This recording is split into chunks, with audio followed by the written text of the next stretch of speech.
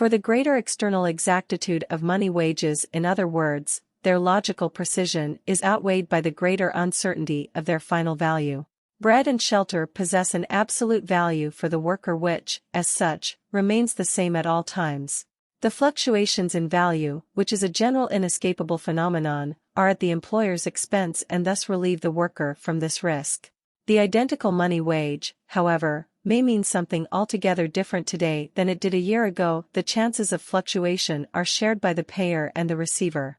This uncertainty and irregularity, which often enough may be quite tangible, is the unavoidable corollary of freedom.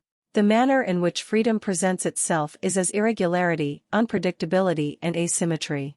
This is why liberal political constitutions like the British are characterized by internal anomalies, lack of organization and systematic structure, whereas despotic compulsion culminates in symmetric structures, uniformity of elements and avoidance of anything that is improvised. Price fluctuations, from which the worker receiving money wages suffers more than if he is paid in kind, have a profound connection with the life form of freedom whose corollary is the money wage, just as payment in kind reflects a life form of bondage.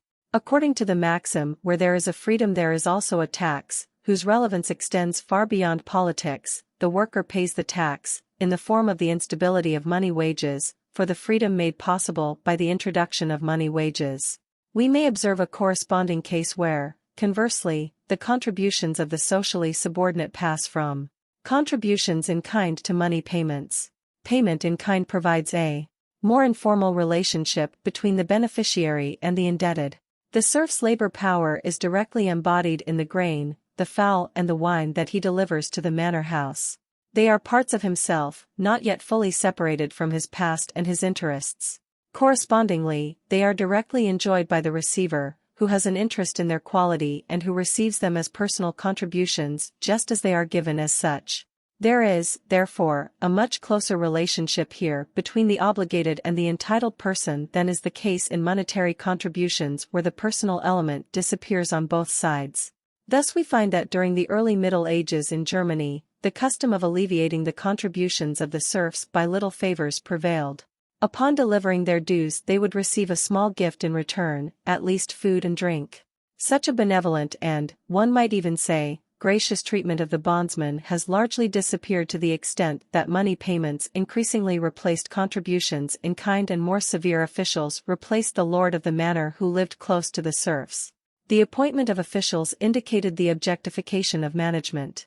The official managed according to impersonal technical requirements which were supposed to produce maximum objective results possible. He stood between the serf and the lord with the same depersonalizing effect as money moves between the service of one and the enjoyment of the other.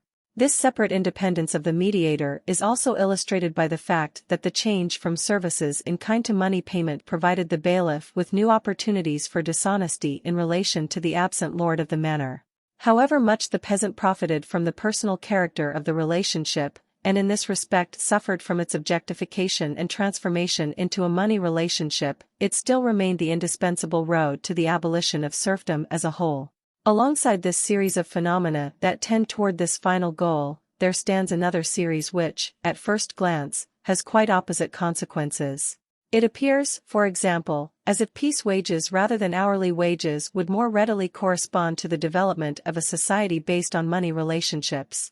Hourly wages stand much closer to the bondage of the whole person with his total but not clearly determinable powers than do piece wages by which the individual, precisely determined and completely objectified service is paid for.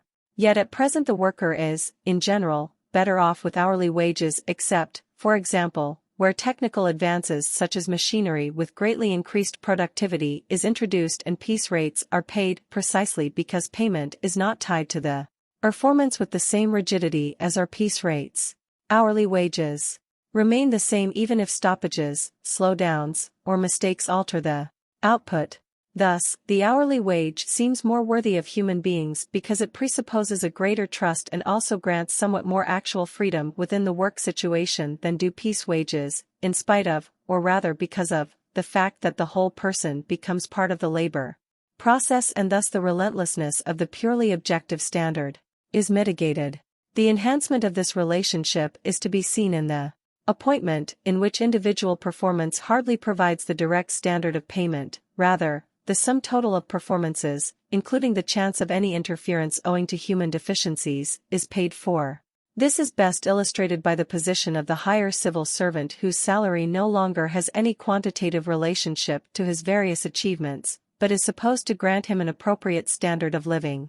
A recent court decision cancelled part of the salary of a Prussian civil servant who, through his own responsibility, has been unable to function for some time. The Supreme Court rescinded the verdict on the grounds that the salary of an official is not a pro rata compensation for his services but an annuity assigned to secure for him a standard of living that corresponds to his social position. Payment is here focused on the personal element and excludes an exact objective equivalent. It is true that these salaries are always fixed for longer periods, so that if the value of money fluctuates, then the stability of living is threatened by the stability of the income, whereas payment on the basis of individual achievement may be more easily adjusted to changes in money value. But this hardly refutes my interpretation, which emphasizes the decisive independence of the personal from the economic element. That the salary is generally fixed and not adjusted to individual fluctuations in economic development certainly signifies the detachment of the person as an independent unit from the particularity of economically accessible work activities.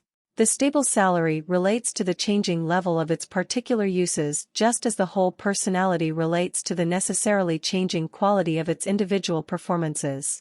The most extreme stage of this series of phenomena, though not always recognizable as such, is remuneration for those ideal functions whose incommensurability with any amount of money renders the notion of appropriate fees illusory.